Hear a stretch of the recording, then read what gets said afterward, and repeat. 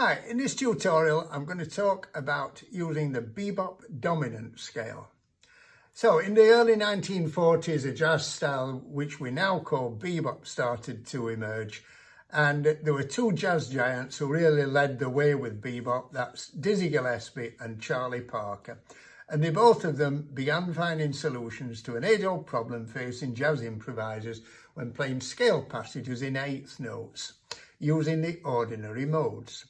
So if I was to play a C7 chord or C dominant 7th chord, the default mode to choose for improvising would be a C Mixolydian mode.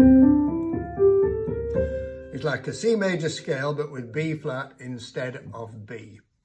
So a brief explanation of one or two technical names for those who aren't familiar with them. First of all, tonic and dominant.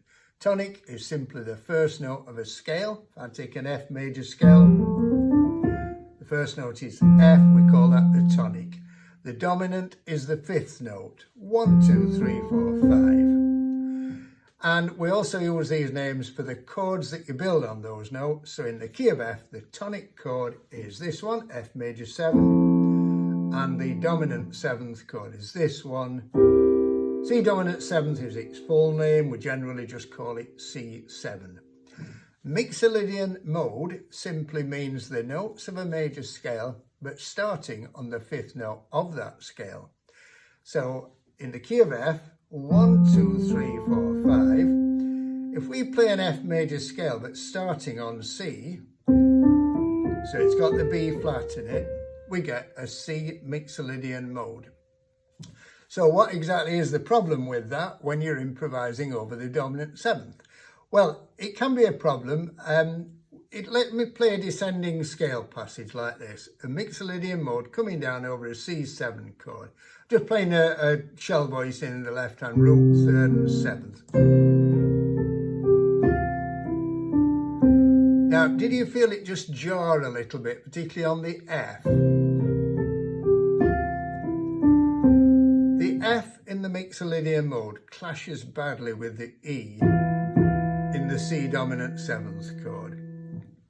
The reason you felt it jar so much there was because it fell on a downbeat, and also it was on a strong downbeat. It was on beat 3. 1, 2, 3. Now, the thing about notes like that, non-chord notes, is when they're played as passing notes in between two chord notes and on an upbeat, say, you don't really get that feeling of them jarring. So what players like Dizzy Gillespie and Charlie Parker started doing was adding an extra note to the modes, and it kind of got rid of that problem. In the case of the Mixolydian mode, they added the major 7th and started playing the scale like that. Now that's made it an 8th note scale, and as long as you start that on one of the chord notes, the root, the 3rd, the 5th or the 7th, all the chord notes will come on the downbeat. 1, 2, 3, 4, 1. Start on the 3rd, 1, 2, 3, 4, 1. On the 5th, on the 7th.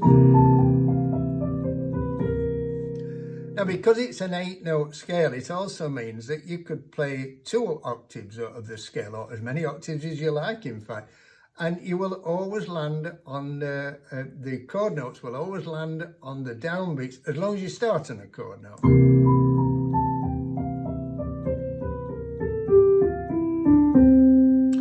It means that you can come up with little patterns when you're improvising. You can just start playing that mode or scale and go one way for a while, or up for a while, then reverse direction, then come down for a bit, go back up as many times as you like. So for instance, I could start on the 3rd of the chord and do something like that. I could start on the C.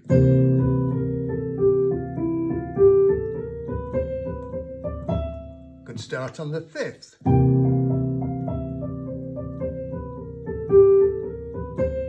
Could start on the 7th.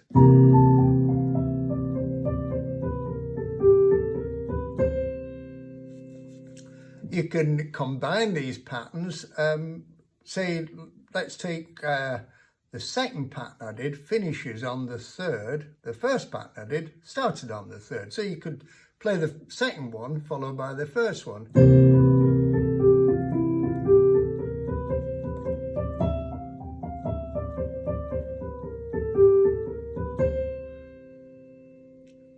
You could take the first one, the third one or the fourth one, they all end up on C. The second one starts on C, so you could take any of those and then follow it by the second one. So let's take the one starting on the 7th, for instance.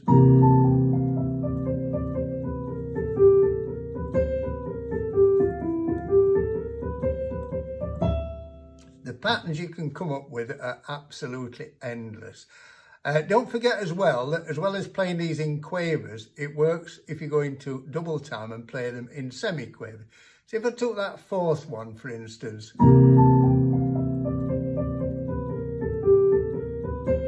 can play it in semi-quavers instead,